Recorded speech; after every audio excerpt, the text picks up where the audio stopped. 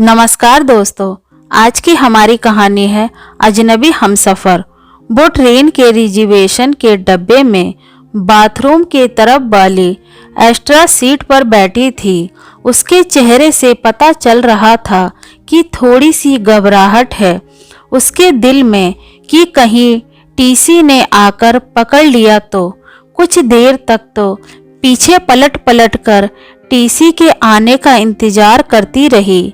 शायद सोच रही थी कि थोड़े बहुत पैसे देकर कुछ निपटारा कर लेगी। देखकर यही लग रहा था कि जनरल डिब्बे में चढ़ नहीं पाई, इसलिए इसमें आकर बैठ गई। शायद ज़्यादा लंबा सफ़र भी नहीं करना होगा। सामान के नाम पर उसकी गोद में रखा एक छोटा सा बैग दिख रहा था। मैं बहुत देर से तक कोशिश करता रहा पीछे से उसे देखने की कि शायद उसका चेहरा सही से दिख पाए, लेकिन हर बार असफल ही रहा। फिर थोड़ी देर बाद वो भी खिड़की पर हाथ टिकाकर सो गई और मैं भी वापस से अपनी किताब पढ़ने में लग गया। लगभग 1 घंटे बाद टीसी आया और उसे हिलाकर उठाया। कहाँ जाना है बेटा? अंकल, अजमेर तक जाना है। टिकट है? नहीं अंकल, जनरल का है, लेकिन वहाँ चढ़ नहीं पाई, इसलिए इसमें बैठ गई। अच्छा, 300 रुपये का पेनल्टी बनेगा। ओ अंकल, मेरे पास तो लेकिन 100 रुपये ही हैं। ये तो गलत बात है बेटा, पेनल्टी तो भरनी पड़ेगी। सॉरी अंकल, मैं अगले स्टेशन पर जनरल डिब्बे में चली जाऊंगी। मेरे पास सच में पैसे नहीं हैं, कुछ परेशानी आ गई, इसलिए जल्दबाजी में घर से निकल आई और ज़्यादा पैसे रखना भूल गई। बोलते बोलते वो लड़की रोने लगी।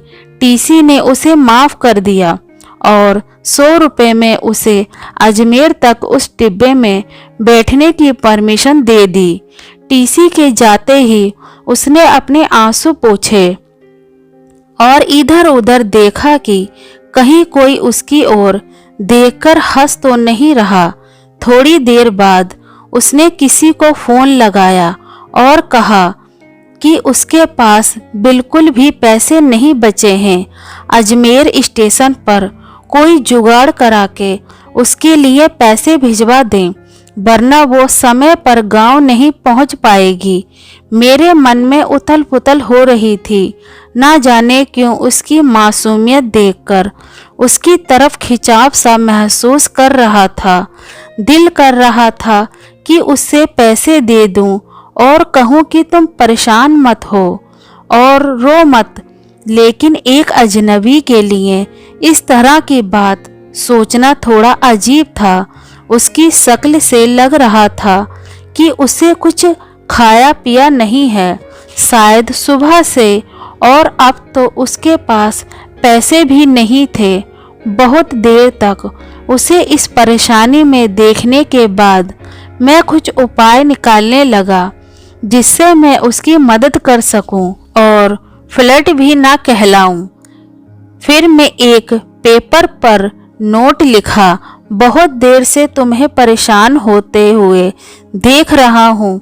जानता हूँ कि एक अजनबी हम उम्र लड़के का इस तरह तुम्हें नोट भेजना अजीब भी होगा और शायद तुम्हारी नज़र में गलत भी, लेकिन तुम्हें इस तरह परेशान देखकर मुझे बेचैनी हो रही है, इसलिए 500 रुपये दे रहा हूँ। तुम्हें कोई एहसान ना लगे, इसलिए मेरा एड्रेस भी लिख रहा हूँ। जब तुम्हें सही लगे मेरे एड्रेस पर पैसे वापस भेज सकती हो। वैसे मैं नहीं चाहूँगा कि तुम वापस करो। अजनबी हमसफ़र एक चाय वाले के हाथों उसे वो नोट देने को कहा और चाय वाले को मना किया कि उसे ना बताए कि वो नोट मैंने उसे भेजा है।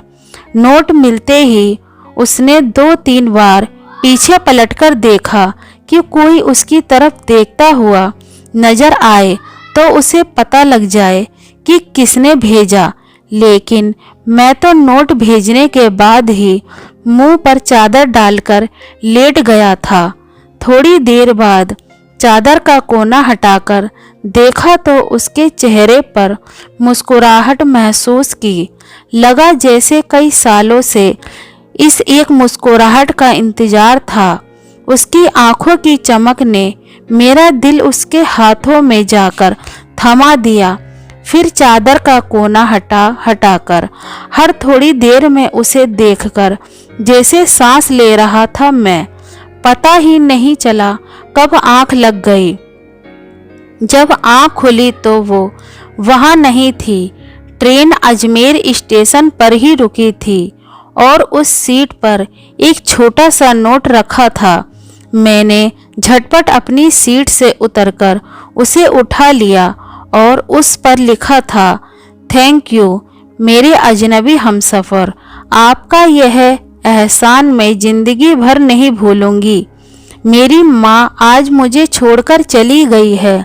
घर में मेरे अलावा और कोई नहीं है, इसलिए आनन फानन में घर जा रही हूँ। आज आपके इन पैसों से मैं अपनी माँ को शमशान जाने से पहले एक बार देख पाऊंगी। उनकी बीमारी की वजह से उनकी मौत के बाद उन्हें ज़्यादा देर घर में नहीं रखा जा सकता। आज से मैं आपकी कर्जदार हूँ। जल्द ही आपके पैसे लौटा दूंगी। उस दिन से उसकी वो आंखें और वो मुस्कुराहट जैसे मेरे जीने की वजह थे। हर रोज पोस्टमैन से पूछता था, शायद किसी दिन उसका कोई खत आ जाए। आज 1 साल बाद एक खत मिला। उसका कर्ज अदा करना चाहती हूँ, लेकिन खत के जरिए नहीं, आपसे मिलकर। नीचे मिलने की जगह का पता लिखा था और आखिर में लिखा था, अजनबी हमसफ़र। तो आज की हमारी कहानी कैसी लगी दोस्तों, कमेंट में बताएं। कहानी पसंद आए तो लाइक शेयर एंड हमारे चैनल को सब्सक्राइब करें। कहानी पढ़ने के लिए धन्यवाद।